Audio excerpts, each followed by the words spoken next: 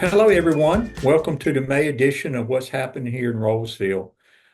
Just want to say that the summer's here. I hope you guys enjoy the summer. I just got back from vacation myself, so we took a few days off, and I just hope everybody else can do the same and enjoy your summer. And we got a really good show this month. We spent some time with Party Like a Princess owner Krystal, and also we went out to the Rolesville High School and spent some time with Varsity Softball coach Dee. And you'll get to meet her today and get to meet both these young ladies. And they got a lot going on, and they're wonderful, wonderful to talk to. And I think you'll enjoy both of these things. Um, we're going to start with our newly opened business on Rogers Road, Party Like a Princess. Actually, some of you may know where the local charm store was at that Jennifer ran. It's actually in the same location, so it's easy to find on Rogers Road and kind of look it up. It's a new business there. So while speaking to Krystal, we learned a lot about what she does in her job there. And it's not just birthday parties, it's a lot of things. And we'll spend some time talking to her and about some of the good stuff she does. And actually also she does some things for people when they're in their darkest hours, some kids that really are in their darkest times, and she offers them a glimmer of hope. So let's get started, and we will have her first. So thank you.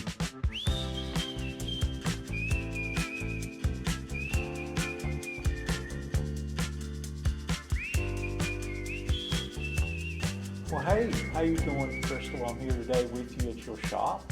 First time being here. It's a very nice, beautiful place. Thank you. Tell me a little bit about your business here, and when did you get started?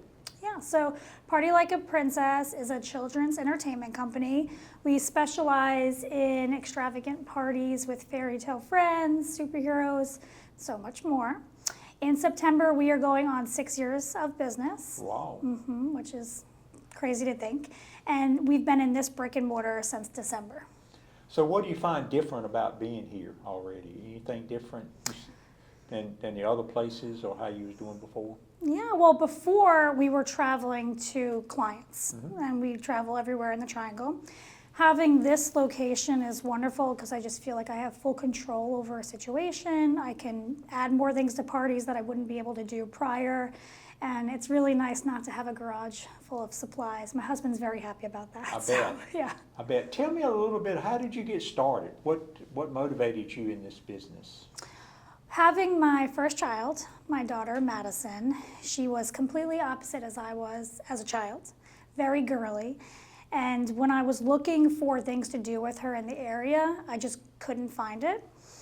And children grow up way too fast these days, and I knew it was going to fly by, and I didn't want to miss out on that because it wasn't offered. So I decided to start it myself. And you hadn't regretted it at all? You've been doing it full time for 6 years now? Oh yeah. Oh no, it's the best decision I've ever made. So how many parties you do a week? What do you think? So we really only work on Saturday and Sunday, and we average 4 to 6 parties a weekend. 4 to 6 a weekend. That's pretty good. Oh yeah. So you're talking about what, a couple hundred a year maybe, or more? Oh than yeah, that? more than that at this point. Yeah. Well, that's really good. So, being in Rolesville so far, have you met new people? People reached out to you, anything like that? Oh yeah, and a lot of it is word of mouth at this point. So people will come, they'll go shopping nearby, come to a party here, and then that's how they're introduced to us. But I love Rolesville. One of the first things when I was looking for a place for this was to find a place that just felt like home. And as soon as I walked into this space and I closed my eyes, I was able to envision it happening here. And it's safe, it's fun, everybody's friendly over here. So really, I love that this is our new home. Yeah, so you said you love Rolesville. Do you mean the town or just the location you're at here? What is it you love about being over here? Everything about it, actually. I love that it's really close to my own home, and if I have to come here on a whim, it's very close. I love my neighbors within this strip. All the people that are from the town that come by have been super friendly, so just everything about it. Yeah, you said in this area here. What's your location? Tell me your location and how people can find you. Yeah, so we're located 6142 Rogers Road. We are right next to Domino's and right next to Sweetheart Treats. So it's actually the ideal location for a birthday party spot. And you can see our signage that's up right above, and it says "Party Like a Princess."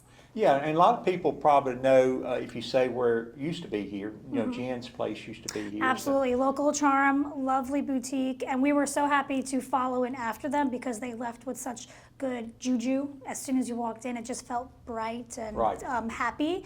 And they moved over to a new location, and their business is still going so well. So we love supporting them.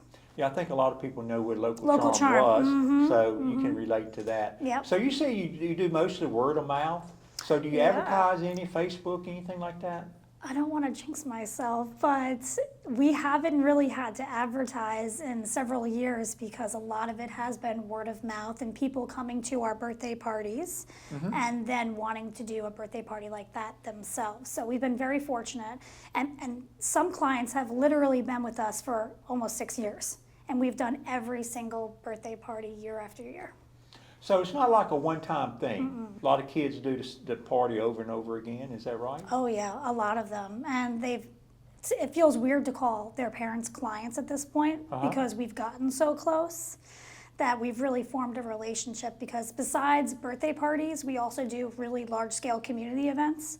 So I am seeing these kids more than once a year. I'm seeing them, 7 or 8 times throughout the year around major holidays. So describe me a little bit, what does the party look like? So if someone scheduled a party for them, what should they expect? Is it 100 people, or is it 10 people, or all sizes? Yeah, well, really it could be all sizes. If we're going to someone's home or another location, like if they're going to have it at a big park, there's no limit to that, and they can have as many as they want. If they're going to have it here, we like to say like a maximum of 18 kids, because every child comes with a parent. Right. And really, our goal at the end of the day is to create a core memory for these families. It's not just, okay, let's do a birthday party and then that's it. We really want to create a magical moment and something that they will remember for the rest of their lives. So our parties, I feel like we have a really good rhythm to it now, but they typically always have a fairy tale friend that is in attendance, and they get to pick out whoever that is. There's story time, dancing, arts and crafts, and there's a ton of other things that can be done depending upon the package they choose. So you was describing, you said you had 15 people, I think, working with you. Yeah. And most of them, are they like actors, or what? How do you describe the people that work? Yeah, I'm very, very lucky with the group that I have. And again, that's kind of word of mouth at this point too. So a lot of the people that I have working for me, they bring their friends in, but almost all of them are trained in musical theater, acting, singing. So when they're at a party and the kids are sitting down, and I say, okay, let's sing along with this princess, she really sings. And most of the time the parents are like, because they weren't expecting that. But really it just enhances the magic. Right. So is all of them princess themes? Do you do any parties for boys? Oh yes, absolutely. So with this space, we went in with all the pink because that is a majority of what we do. But we have some wonderful superheroes that we offer as well. And now that we have this, we're able to go beyond the realm of princesses and fairy tales, and we're offering different types of parties here as well. And I'm also allowing people to pitch me what their dreams are and then creating it for them. So has it changed over the 6 years? Has it changed any? In other words, and also, what do you see for the future? Yeah, I mean, of course it changes because every day I learn something new. And I look back and, you see the mistakes that you've made, and every time you do something, you learn from it. So I would say that our quality has continued to grow. And I'm hoping that continues to grow, and I keep learning with it. My daughter is not that young anymore, so what's really beautiful is seeing how she was. I mean, for the first 5 years I did this, she never saw behind the scenes, ever. Right. She never saw a performer get dressed or go from one person to another, because I did this for her, and it was to keep the magic alive for her. And now that she's 10, she's kind of starting to figure it out, and now she actually helps me behind the scenes. So that's really beautiful. Love that. But yeah, in the next 5 years, I hope to own my own space. That is the next big goal for me. Gotcha. That'd be neat. Mm-hmm. So do you do like holiday parties, Easter parties, Christmas parties, things like that, or is it basically just birthday type things? No, we're actually known for our community events, and that's when I was telling you, we see a lot of our clients numerous times throughout the year. We always base it around big holidays, so Halloween, Christmas, Mother's Day, Father's Day, Easter. We just had a really big Easter event, not at the studio. We hosted it at Haven Farm in Nightdale. They're wonderful. And I'm glad you asked that, because we do our events for Party Like a Princess, but we also do a lot of events for my nonprofit, Emmy's Enchanted Events. And we just had a really big Easter event for the special needs community, and that was wonderful. You mentioned your nonprofit. It's always interesting in that. So tell us a little bit about your nonprofit and your work with that. I would be glad, because I would really love, I want people to know about Party Like a Princess, but Right. I really want people to know about my nonprofit. So it's called Emmy's Enchanted Events, and I started this because a lady had reached out to me, and they were basically hosting a celebration of life party for her niece, Emmy, who was just entered hospice. She loved princesses, and she just wanted to have, them there for her. And I said, yes, we will be there. You're not paying anything, but let me see what else I can do, because I've met some wonderful people and vendors, over the past couple of years. So we threw this big party for her. And the smile on her face is something I will never forget. And her mother came up to me that night and said, for the first time in a long time, she felt like she was just able to be her mother and not her caregiver. I still get the goosebumps every time I think of that. And that inspired me to start a nonprofit in her honor and her legacy. Emmy has passed. And our goal is to help children that are battling an illness, going through a difficult life circumstance, by providing them enchantments. And an enchantment is just basically a celebration of everything they love in one place to support not just the child, but their entire family. That's really neat. How long have you had your nonprofit now then? 2.5 years. 2.5 years. And where do people find that at? Shockingly, I'm still finding people myself. So that's starting to get out there more, but that's why I would love more attention. Every single child that we've helped so far, I'm pretty sure I've reached out to that family first. But it ties right into Party Like a Princess, because a lot of these children are young and they love the fairy tale characters. Right. So you're not connected with an organization like hospice, anything like that? We work with, the local hospitals, but a lot of the stuff we do is just us doing it and working with other local small businesses. That's really neat. And I know it's very rewarding to do that. It is rewarding. You meet the best kids. It's hard. It's very hard. A lot of the children, that we work with, it's difficult to see, them like that. But you're also really happy just to be able to help in any way. That's great. That's great. So tell me a little bit about the summer camp then. What is the summer camp like? Yeah, so I'm really excited to be able to offer camps now that we have this space. We are testing out 2 different dates. We have one in June and one in July. And I've been thinking about this for years, so it's really exciting to actually get to execute it. But they're going to be princess camps to start, and every day is themed with a new fairy tale character. And it's going to be STEM-based, so it's going to be learning, but crafting and fun and educational and all tied into one. But the goal of it really is that these kids will walk away feeling confident in themselves, because that's very important to me, for all these children to have self-confidence, love themselves, be able to make new friends, even if they struggle making friends. And it's going to be themed every day, a different fairy tale character with some special visitors coming by. So this is your first time for summer camps? This will be our first time for summer this camps. Is completely new. Although I've been dreaming about it for years, we are now able to offer it. So is it like a 1 week, 2 week? It's a 1 week, 9 a.m. to 1 p.m. That's very neat. And it's during the summertime, Yes. after school's out. That's right. So that'd be very neat. Yeah, eventually we'll do track out camps and we'll offer different types of camps, but this is something that I've been thinking about for years and I want to execute. You're going to have to get more help, right? Yeah, always. You have to grow a little bit, get more help. Yeah. Well, exciting to have you in town. Really Thank you. is. Thank nice you. meeting you, Krystal. Very nice really meeting good you. having you in town. And If you need anything, just reach out. Appreciate it. Thank you so much. Appreciate you. Thank you for taking time. Absolutely. Thank you. I hope you enjoyed what's happening in Rolesville, the addition with Party Like a Princess. That was a good business there, and we really enjoyed talking to them. So we'll go from that to the softball diamond. The day we talked to the coach out there was a little bit wet, but we had a good conversation and kind of want to share that with you today. So let's head over to Rolesville High School, and we'll sit down with the varsity coach, Dee, and you'll get to learn more about Coach Dee and some of the things she's got going on. She just finished her second year as varsity coaching and shares what she's learned in the past year. And it's very exciting. They got a lot of good things going on at Rolesville, and the women's softball team is one of them. So hope you enjoy it.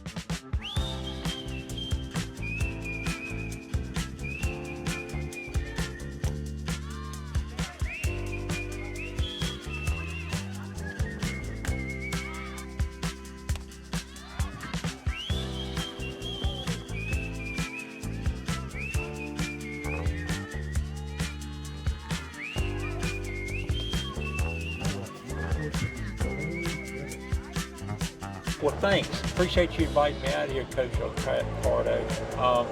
This is exciting to be out here watching the softball teams this season. You guys had a good year. I don't know if you accomplished everything you want to accomplish. I want to talk to you a little bit about that. So tell me a little bit about yourself, where you're from, how long you've been here, and a little bit about Rolesville softball. Okay, I'm actually from Nebraska. I moved out here 3 years ago. I married my husband. And when I came out here, I actually was working for the Postal Service, and that kind of fell through. And then so I started looking into other things, and I seen the JV softball coaching position was available, and softball has been my passion ever since I was about 12 years old. And once I found out that there was an opening, I applied for it.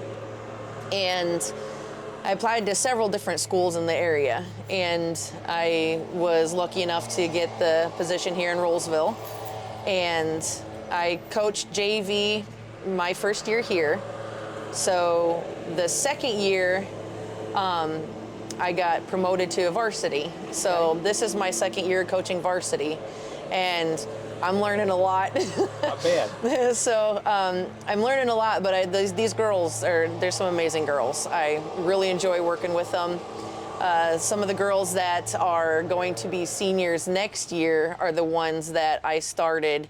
They were freshmen, so we're kind of growing together. Mm-hmm. So it's kind of neat to see them grow, and not only as people, but as softball players and individuals. Talk a little bit about your passion. You said softball is your passion. Yes. What makes it your passion, you think? I started playing softball when I was 12 years old, and I fell in love with the sport. It was just, when I first started, I was pitching, and I was pretty excited. I was, all into sports and everything when I was growing up. So started pitching, and then I got moved to shortstop, and then got moved every position in the infield, and they tried me out in the outfield until I found my home behind the plate. So I was catching. You were a catcher. Yes, I loved it. That's the hardest job on the team. Oh, right? but it was so much fun because it's like you blocking the pitches, and you're jumping, and you have a pop fly, you rip off your helmet, run right. after the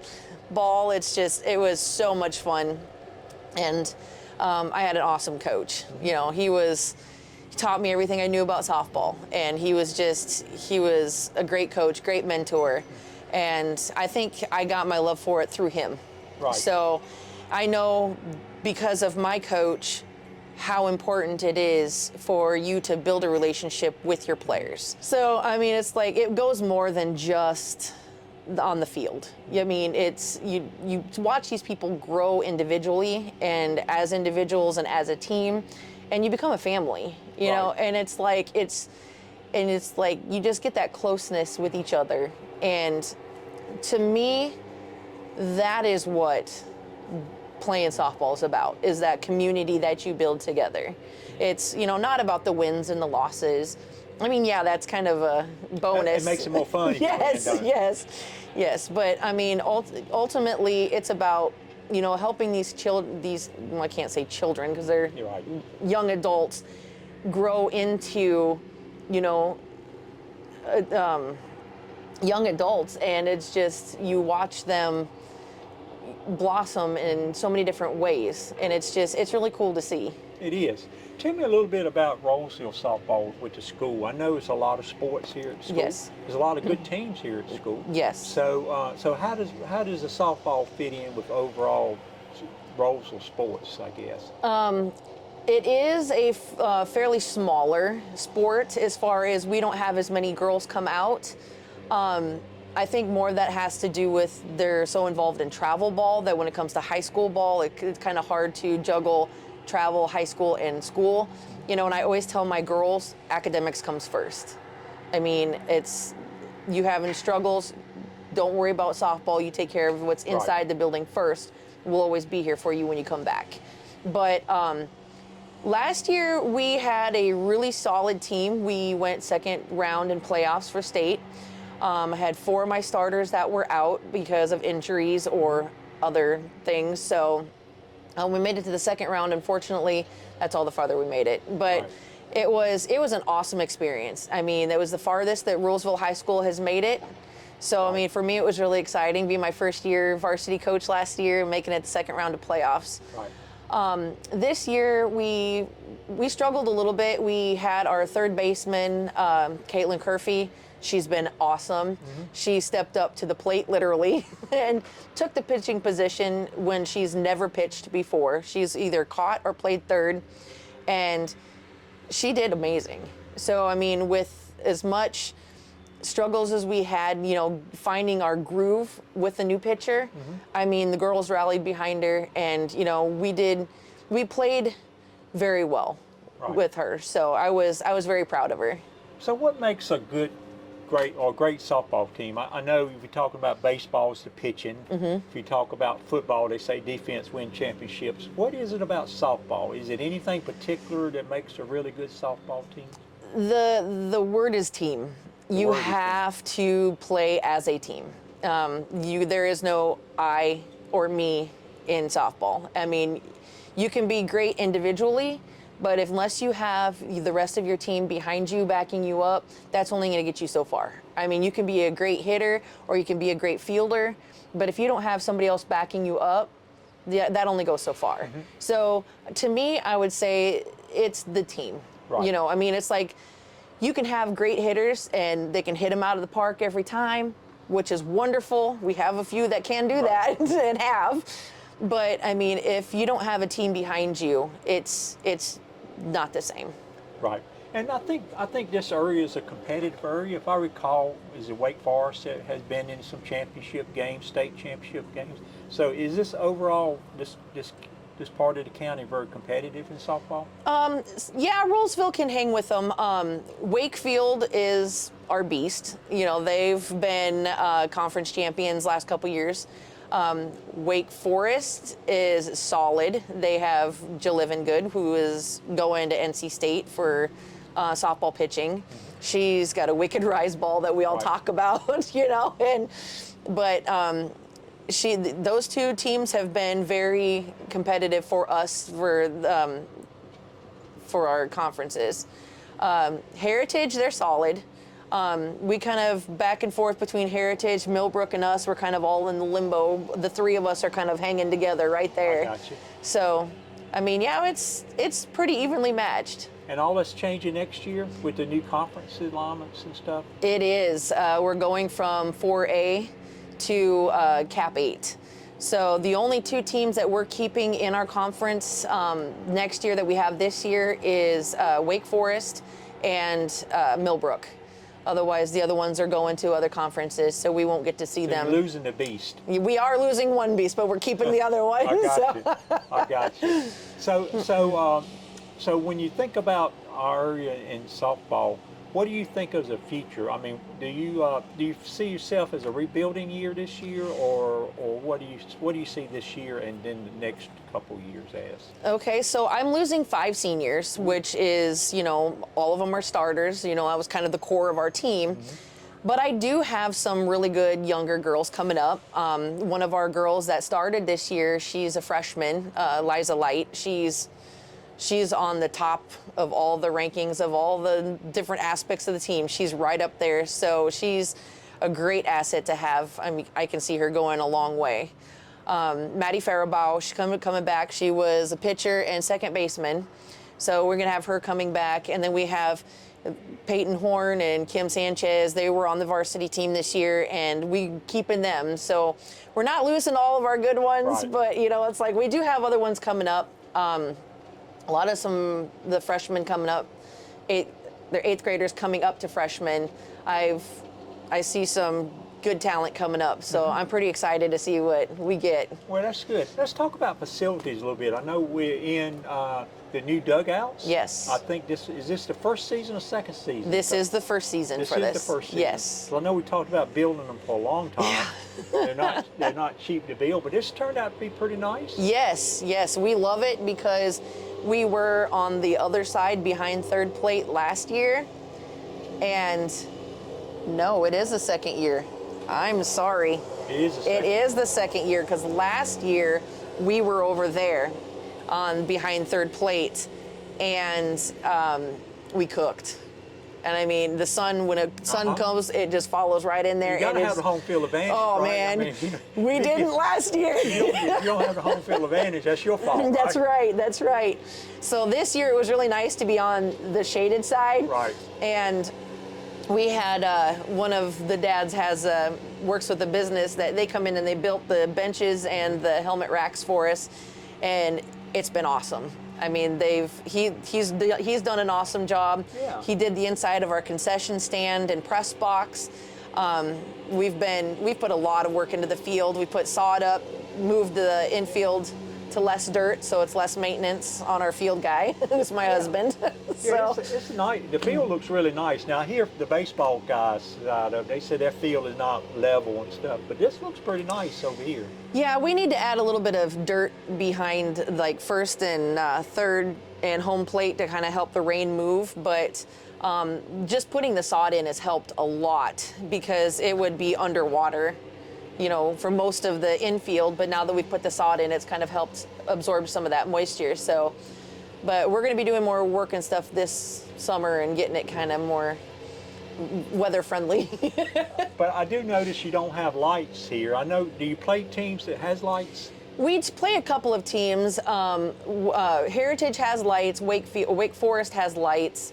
Yeah, not too many softball teams do, but Franklinton does, and Southern Nash, they do. So, I mean, there's those 4 teams right off the top of my head that I can think of that have lights. So that limits you in some way of how you schedule games and that kind of thing? It does because without the lights, we have to start like 4 o'clock before the time changes. Right. Then once the time changes, we can go to 4:30. But it really limits practice, and I think we're kind of at a disadvantage when we play the teams that have the fields because Exactly. the girls aren't used to playing under That's the right. lights. So, you kind of lose the ball on the lights sometime, but, it's just adapting. But it's another thing too is, the girls enjoy it, but they get out of school a little bit earlier because Right. when we got to travel, and then it just, one way or the other, I guess, whether we start early or start later, it's, just something we have to adapt to. So what are your needs now? I know, you got a nice scoreboard. You got a new flagpole, I see. Yes, yes. Last time I was here, you didn't have the flagpole. What is it you need for facility-wise? Anything? Actually, we've been doing an in-kind project with an 11U baseball team called the Revolution, and for us letting them use our field for practice, they kind of help provide some of the things that we need. In the batting cages, we had only one that had the turf on it. So now they provided the second line of batting cages that has the turf in it. So that's been awesome because now we can utilize both Right. batting cages instead of just the one. So that's helped immensely. They've offered to come in and help with the dirt, which I think we're going to do this summer. So that's going to be a huge help. I'm just really grateful for everything that they've helped with. And as of right now, I mean, we're just little by little just bringing it back up to Yeah. the best that we can get it. It's really nice. And the season is over with. Yes, sir. Had a good season. Yep.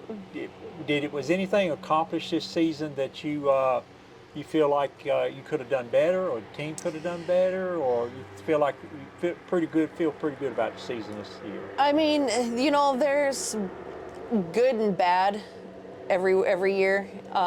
There's a lot of with the newer players coming in, but I mean, overall, the girls were pretty receptive to the younger players coming in. So as like meshing as a team, you know, some days it was harder than others, but I mean, overall, I think they did well. Good. I mean, considering, you know, like I said, we're losing 5, Yeah. you know, so it's like they kind of had that in the back of the mind too. But I do have 3 girls that are going on to college. Well, I was going to ask you how many scholarships it's 3. I have 3 seniors out of 5. Marissa D'Antonio is going to Lewisburg College. She's playing over there. Caitlin Curfey is going to Lees McRae. She's hit for a hitter because Right. she's got the most home runs. She's our can- bomber. She can put it out. Yes, she can. And then Sadie Smith is going to Ferrum. So nice. yeah, so I've got 3 girls that have signed. So you got any underclassmen on the roster that's already being recruited? Not yet. Not you want to mention. Not yet, but I know there's one that if she doesn't, I'm gonna be blown away because she's a rock star. And you probably don't want to get that out in the public. Yeah. So that's pretty good. Anything you want to add? I've been great talking to you today, Coach. Is anything else you want to add? You know, I guess next year we're just gonna, you know, keep building the program. You know, I think that's most important. We're gonna try to keep a JV team again next year. We've had a JV team ever since I've been here. So you had one this year? We had one this year, we had one last year, and we were the only ones in our conference that have had a JV team for the last 2 years. Yeah. JV is tough in baseball and softball. It is. I would think. So. It is, but you know, it's like everybody's questions, you know, why do you have a JV team? Why do you have a JV team? It's like, because you need to build your program. Right. You know, you can't say, well, just because you didn't make varsity, you're not making the team. No, because eventually those seniors are going to graduate. They're going to move on. You're going to need somebody to take their place. If you don't have a JV team and you don't have kids that you're working with that are working with the ones that are signing to colleges, Right. they're getting that knowledge. You know, and they're getting that experience from the girls that have been there, done that, and are going on to future. And to me, that's very important. Right, it is. When I was in school, which is a long time ago, you know, we had a high school just for freshmen, and you had freshman teams. Everything had freshman teams, and I can see where that's the advantage of freshmen able to just participate that first year, because if you don't have a JV, it's going to be hard to make varsity as a freshman. So. It is, yeah.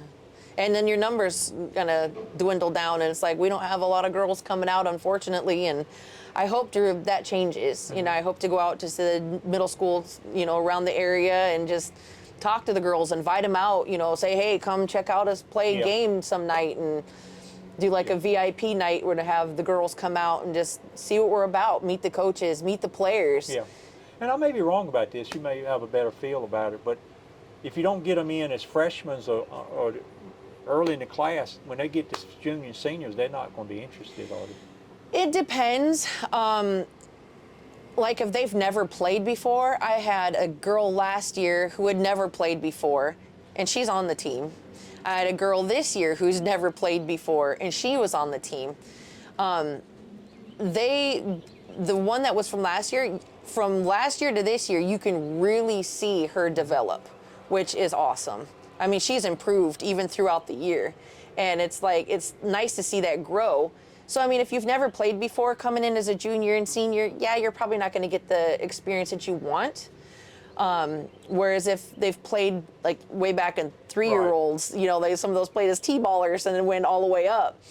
You know, they're not going to get that full experience. So for them, it's not going to be as rewarding as and exciting as the ones that have played. Yeah, I wonder why they didn't play the early years. They just didn't want to, or didn't make the team. Maybe didn't have an interest or didn't have the availability, you know, because I know when I was a kid in Nebraska, we didn't have softball, baseball as part of a school program. Yeah, maybe a transfer person. Yeah, it could be somebody transfer in, or, you know, it's like I didn't even play until I was 12. So, I mean, some of these girls coming in that maybe never had the opportunity to play. But, you know, some of those girls, you find the diamonds in the rough, you know, and it's like they have a natural talent for it. And you'd be surprised how far that can go, especially when you have a good leaders on your varsity team or even JV that helps those girls grow. That's right. We got new facilities here with the dugouts, and everything's looking good. And you're going to have a new conference next year to dominate. Yes. So we're going to be looking forward to next year. And we're excited. We're excited. Well, thank you for taking a few minutes. Thank you. Thank you very much. Thank you. Okay. Well, thank you for joining Dee and Krystal as I was speaking to them. It was a great time with them, and I hope you enjoyed meeting them and getting to know them a little better. We've tagged Rolesville High School softball team and Party Like a Princess and Emerald's Enchanted events, and be sure to check all these out. We'll share some links with you. They're great. They're great things going on in Rolesville. We got a lot of things going on, and can't wait to next show. Have fun this month, and we will see you in about a month. And thank you very much. I'll see you at the June show.